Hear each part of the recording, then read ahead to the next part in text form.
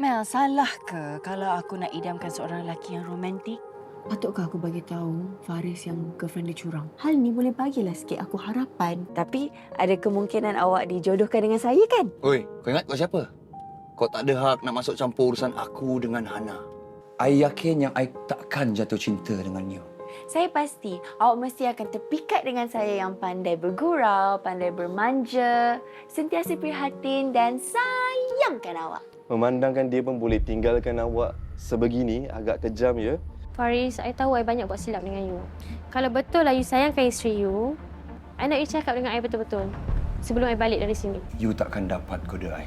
I bagi you masa setahun untuk buat I sayangkan you. Tapi kalau dalam masa setahun, you tak dapat buat I sayangkan you,